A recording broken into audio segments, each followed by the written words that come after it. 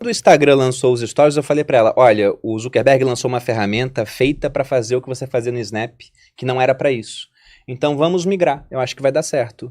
Ela foi, muita gente ficou dividida e começou a crescer bastante no Instagram por conta disso, que foi uma das primeiras a fazer. Quantas pessoas, tipo, te acompanhavam nos stories? Eu acho que no início era, tipo, 1.000 e pouca, 2.000 pessoas. E hoje em dia é bizarro, né? Pro tanto de seguidor que eu tenho normalmente, assim... Agora deu uma caída, né? Porque de tem todo dias mundo, que né? dá ruim, tem dias que tá... Mas, tipo, durante a pandemia, eu tinha 300 mil seguidores e tinha 80 mil views. Aí depois, agora eu tô com 600, eu tenho 80, 100 mil. Aí baixou um pouquinho, ficou o dia muito bom, 80, né? Entre 60 e 80 mil. Que é uma porcentagem muito forte para o número de seguidores que eu tenho, né? E eu tenho um engajamento muito grande, as pessoas me seguem e elas gostam, elas estão ali, acompanham. É uma comunidade muito gostosa que eu criei. Mas isso aconteceu depois de 2000... Foi depois da pandemia, foi depois que eu comecei a ter mais segurança também. Foi depois que eu descobri que eu tinha dislexia. Antes Como você descobriu? Eu vivia meio assim, com medo. Tipo, eu tinha medo de escrever, eu tinha medo, eu me achava burra. Eu descobri porque o Bruno leu um livro e falou assim... E no livro, que era o Davi e Golias, do Malcolm Gladwell, tinha um teste onde, na verdade, no livro, a mulher falava... O autor... Estava escrevendo sobre uma palestrante. Não, isso? Como é que funciona? O Malcolm Gladwell tem vários livros. Esse é chamado Davi e Golias, onde ele fala sobre... Será que foi a Prioli que falou? Foi. Esse livro é muito bom, né? Esse livro é muito bom. No Davi e Golias ele fala sobre desvantagens que podem ser vantagens, na verdade. E até o título é muito ilustrativo, porque você pensa na luta entre Davi e Golias, que é o gigante. Aí você pensa, o Davi, ele era o azarão, né? Que era pequeno contra o grande... Só que no começo do livro ele fala do pessoal de Israel pesquisando os fatos sobre a luta. E o Davi era um fundibulário, ele tinha uma funda para tirar pedras a uma distância muito grande, enquanto o Golias era um guerreiro de curta distância, pesado, um alvo estático. Eles falam que ele era um gigante porque ele tinha um tumor na glândula pituitária. Então ele crescia mais, direito. Só que aquilo pressionava a visão dele, ele não enxergava bem. Gente, tudo na vida tem sua vantagem e desvantagem. Tudo! Com certeza. Seria como se fosse colocar um sniper contra um gladiador. Ele falou, olha, o Davi era pequeno, era desvantagem contra o gigante, mas ele era o favorito nesse combate. E aí lá ele vai contando vários casos disso. Conta, por exemplo, de como descobriram o tratamento da leucemia, o médico responsável, que é um cara que era super ferrado na vida quando era criança, sofreu abuso, etc. E uma hora ele chega numa psicóloga que falava sobre a importância de contratar pessoas que têm distúrbios de aprendizagem para as empresas. Ela foi dar uma palestra para vários CEOs e donos de empresa. E ela começou a palestra perguntando, quem aqui tem problema de aprendizagem? E quase todo mundo levantou a mão. Os maiores CEOs do mundo, tipo isso. Na Inglaterra. Ela ficou super surpresa e pensou, nossa, mas como é que pode isso? E aí o que ela viu foi, como o pessoal tinha dislexia às vezes, não conseguiu um emprego, porque não escrevia direito, né? Não conseguia fazer uma redação. Aí o cara não conseguiu emprego, tinha que empreender e dava super certo.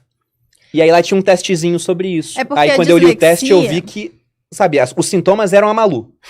Era a Malu. Aí tinha um teste que ele falava, isso aqui é só um teste inicial, depois tem que procurar médico, não sei o quê. Daí eu falei, tá bom. A Malu chegou em casa, eu falei, amor, vamos fazer um teste. Você aí nem fiz falou o teste que com ela, não falei nada. Nem falou nada. E o teste é super simples, sabe? Simplíssimo. Uma criança passaria sem problemas, e um disléxico tem muita dificuldade em fazer.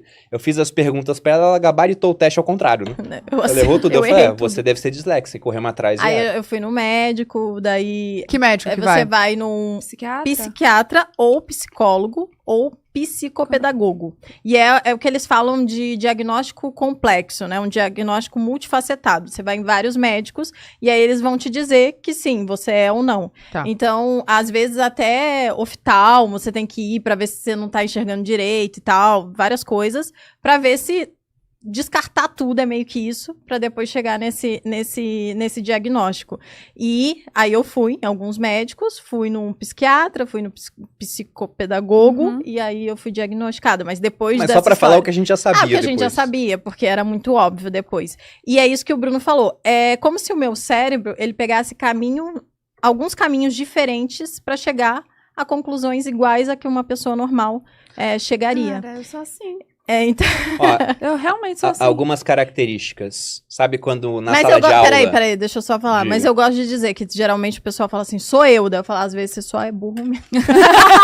Não, eu falo. Tô brincando, Bruna.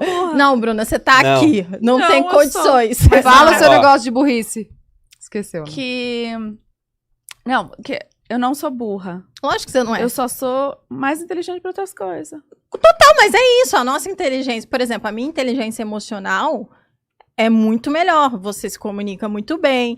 Eu tenho uma coisa que o disléxico geralmente tem, é uma visão espacial e uma capacidade de orientação muito boa, coisa que mulheres quase um não pombo, têm. a Malu. Eu sou muito boa nisso, então se eu for num lugar, eu não preciso de mapa, eu vou chegar lá eu de sou volta. assim, gente. Ixi, eu não sei. Olha, Não, então, eu digo que ela é quase um pombo pelo seguinte, o pessoal usava pombo correio porque o pombo sempre sabe voltar pro local onde ele nasceu. Então na guerra o pessoal levava, né, o ovo pro local, ele nascia lá, aí levava pra batalha o pombo, você solta o pombo, ele volta pro quartel.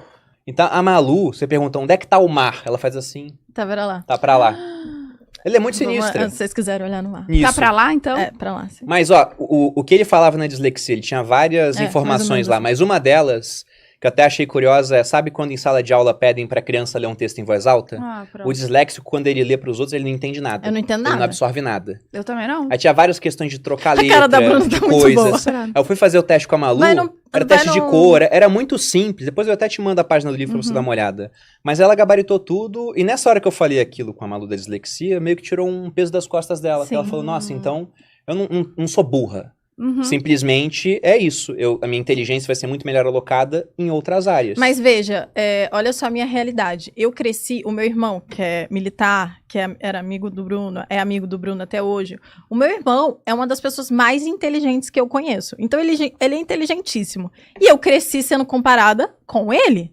Então meu irmão, ele sentava 1 hora antes da prova e tirava 10. Eu estudava a semana inteira e tirava a média, né, pra passar. Porque eu sou muito ruim de prova. Então o Bruno falou, a pessoa que tem algum problema de aprendizado, geralmente ela vai ela vai empreender, vai criar o próprio negócio. Por quê? Porque ela não consegue passar na faculdade, Consegue por um bom exemplo. emprego, não passa em concurso. Então a pessoa é uma pessoa que não é boa, geralmente, na inteligência tradicional. E aí, pra variar, né, pra ajudar um pouco, eu casei com uma das pessoas mais inteligentes que eu conheço, São que seus lê. olhos, amor. Então, veja, aí eu comecei a ser comparada com essa pessoa, né? E aí foi difícil pra mim. Eu sempre achei que eu era, de fato, inferior. Então, eu era mesmo, né? De vez em quando o pessoal manda lá, você já se sentiu inferior ao Bruno? E a minha resposta é sempre a mesma. Todas as vezes que eu me senti inferior a ele, eu realmente era. Porque era um assunto que É ele... simples, Ele né? domina mais. Exato. E aí, depois que eu descobri a dislexia, eu comecei a ficar mais à vontade para conseguir aprender coisas, ficar livre, né, para aprender mais sobre as coisas que, de fato, eu tenho facilidade. Então, eu sou boa em comunicação, então vamos explorar isso. Como que eu vou melhorar a minha comunicação, né? Como que eu vou falar melhor e etc. E eu tinha muito problema, por exemplo, e aí a gente começou a contar toda essa história, porque eu ia falar de como que eu acho que foi o meu turning point para virar uma pessoa mais magnética no Instagram, para de fato criar uma comunidade, fazer sucesso, vamos dizer assim, né? Foi depois que eu tirei esse peso das costas, e aí eu comecei a assumir de fato as minhas qualidades, as facetas da minha personalidade que eram mais magnéticas e que eu passei a não ter vergonha disso. E aí uma das coisas que eu queria logo depois que eu descobri a dislexia era ler, porque há muito tempo eu não li, eu fiz ciência política, eu só li coisa complexa, que era difícil pra caramba. De entender ali. Nossa, imagina. E Eu tinha que focar a ler visão. uns resumos. Eu lia resumo de tudo, né? Porque eu não conseguia ler o livro inteiro. Demorava muito tempo. Então, foi meio que um trauma. Eu fiquei um tempão sem ler nada. E aí o Bruno lia Toy Story, Malcolm Gladwell e aí pra cima, né? Gente que é mais complexa ainda. E aí eu tinha essa trava. O que eu não posso ler nada? Porque Fica tentando se encaixar, né? você fica tentando ler algo tão legal quanto ele. E aí, depois que eu tirei esse peso, eu falei, eu vou ler o que eu quiser, porque ler, pra mim, ajuda muito. Então, melhora meu vocabulário, eu falo melhor, eu escrevo melhor, e é qualquer leitura. Então, sabe quando o povo fala assim, não, se você ler merda é ruim? Não é, porque eu sou a prova viva de que não é. Então, eu comecei a ler putaria. Gosto. Me indica, então. E eu comecei a ler putaria e falar isso no Instagram. Tem Eu um falava, destaque, uma avaliação de foguinhos. e pepecas. No Instagram dela. Qual que é a pepeca? A pepeca é aquele sapinho. Ah, tá. Então, quanto mais pepecas e foguinha, que deu mais. Entendi. Se é que vocês me entendem. Fogo na Entendi. pepeca, né? Tá. No caso. E aí eu comecei a falar disso abertamente, né? E antigamente, eu não sei, hoje em dia o pessoal chega lá no meu Instagram sem preconceito nenhum, né? E se tem, eu acho que eu falo de uma forma tão natural que as pessoas ficam com vergonha de ter preconceito disso. E eu acho que eu falo mais ainda, né? Eu chego lá nos sócios com uma pessoa que é tipo um CEO lá da puta que pariu, o cara foda. Eu falo, então, eu leio putaria. O cara olha pra mim assim. E eu falo de uma forma natural. E eu comecei a falar. Então, quando eu comecei a ler, eu tinha vergonha, né? 50 tons de cinza. É um negócio meio estigmatizado, né? E aí eu comecei a falar disso, as meninas, né? O pessoal que começa a me seguir achou legal. E aí, isso foi uma das coisas que me ajudou a ser crescer também.